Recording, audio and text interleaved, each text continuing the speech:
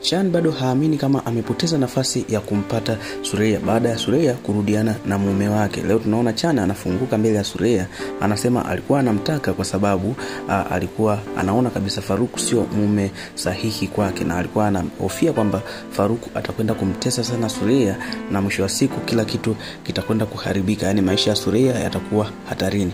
Sasa kwa upande wa Esma Sultan, leo anamwalika Rayhan ambaye ni mama yake Adem kwa ajili ya kuja kumwambia kitu baada ya kupewa ile barua ambayo alikuwa ameandika Faiz Boran ambaye ni mume wake sasa Esma Sultan marehemu.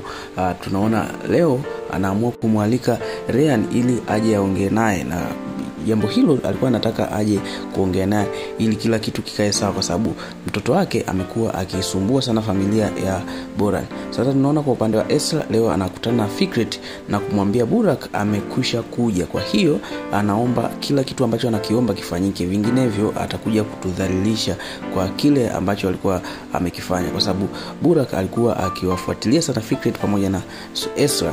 Kwa hiyo hata zile picha inaonyesha ni huyu ndiye alikuwa amezipiga, na alikuwa ameagizwa na mtu ambaye ni Adem. Adem amekuwa ni mtu ambaye anamzunguka hata huyu Fikret ambaye kwa wakiwa pamoja anaonekana ni kama vile yuko upande wake. Sasa tunaona Esma Sultan pamoja na Rayhan ambaye ni mama yake Adem leo wanakutana, na baada ya kukutana Esma Sultan anamuonyesha mama yake Adem zile barua ambazo Faiz Boran alikuwa anamwandikia yeye Rayhan, lakini alikuwa amezificha. Lakini kama unakumbuka Ipek alikwenda akaziiba, na baada ya kuziiba alimpelekea mama yake akampelekea Esma Sultan. Kwa hiyo ambacho anakiomba sasa, anamwambia ili hizi barua zilete shida yoyote au tusiongee ukweli wowote kwa mwanao, basi unatakiwa kumwambia kile ambacho sisi tunakitaka ndo akifanye. Akubali kusaini nyaraka zile kwamba hataki kuendelea kuwa miliki halali wa jina la Boran. Na tunaona jambo hilo limetokea, imekuwa ni mtihani mgumu sana, kwa sababu alimwambia kama hautamwambia hivyo basi sisi tutamwambia ukweli kwamba wewe ndo umekuwa sababu ya mateso yake, kwa sababu inaonesha sasa Adem sio kwamba Faiz Boran ndo alikuwa anataka ateseke, ila mama yake ndo amesababisha mpaka Adem anateseka hivi mpaka siku leo. Kwa sababu kama ukikumbuka vizuri, kuna zile barua ambazo zilikuwa zimeandikwa na Faiz Boran, alisema kwamba anamruhusu Adem atumie jina la Boran, lakini kwa upande wa mama yake yeye amekuja kugeuza maneno. Kwa hiyo Adem amekuwa ni mtu ambaye anateseka.